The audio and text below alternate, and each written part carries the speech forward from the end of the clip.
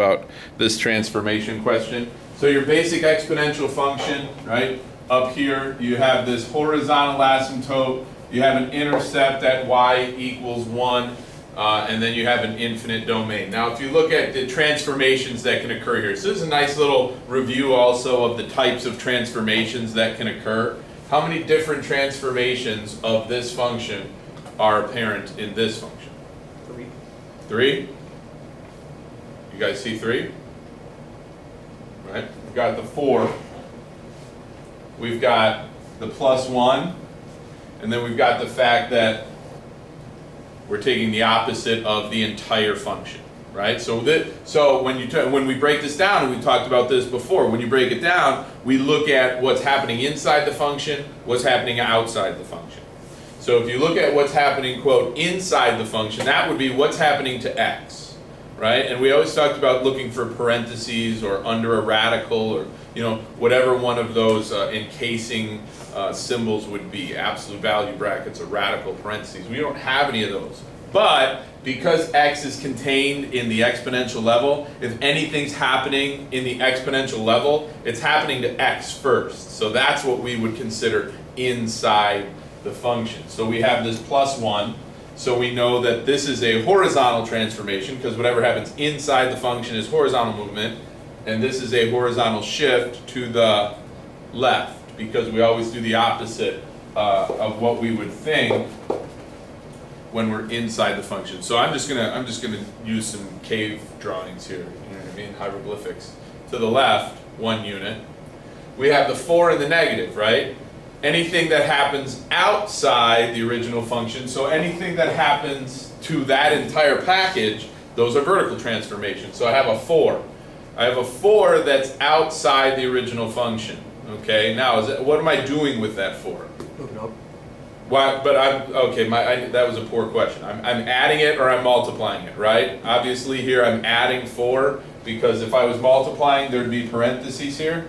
So I know that I'm adding that value of 4. I could have put that on the back end and kept the negative here, whatever the case may be. But yes, that's a vertical transformation of 4 units up. And because I have a negative, quote, outside of the function, not in the exponential level, but on that first level of the problem, I know that's a reflection vertically. So this shape, you're not going to see. You're going to see a flip of that graph. Right? Like this. Then you're going to see that graph get moved 1 unit to the left and 4 units up. So a couple of things to discuss here.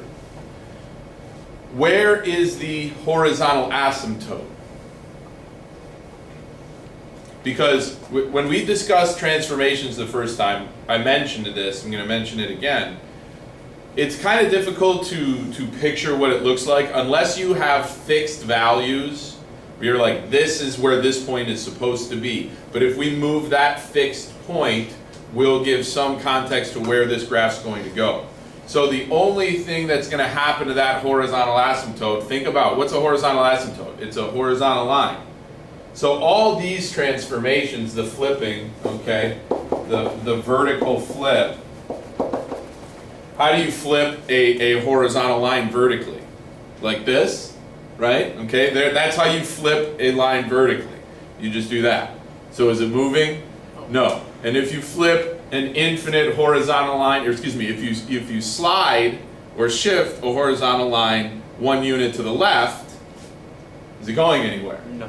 No. The only thing that's going to move that asymptote is the vertical shift. So we will see a movement 4 units up of that horizontal asymptote. So that horizontal asymptote went from y equals 0 to y equals 4. I flipped my graph over, so instead of rising to the right, it's falling to the right, and I have a horizontal asymptote here of 4. Okay? So I know that my graph is going to do this.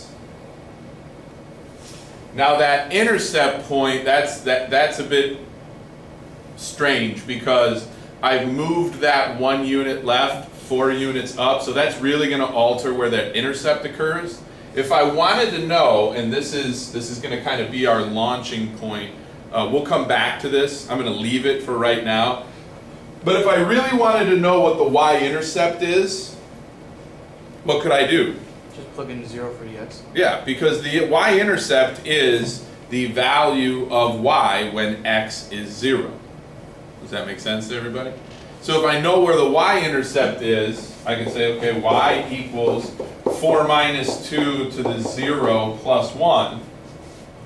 We get y equals 2 to the 1, which is 2, and 4 minus 2 is 2. So I get my y-intercept of 2. Now, if I wanted to be super duper accurate, I'd also look for the x-intercept. When you graph a function like this, you want to be as precise as possible. That's why I'm spending so much time on this. You're like, yeah, it goes like that. Well, let's talk about some of these characteristics. So I know that my graph has a horizontal asymptote here. I know it's going to hit that. My drawing here is pretty poor. Okay, I could plot values of x, right? But I'm trying to go through this systematically, looking for intercepts, asymptotes, all those defining characteristics. If I wanted to know what the x-intercept was, the x-intercept, when it crosses the x-axis, the value of y is 0, right? So we would have to write an equation that looked like this. And solving that is a totally different ballgame, right? This is why we need logarithms. This gives us that jumping off point to start talking about logarithms.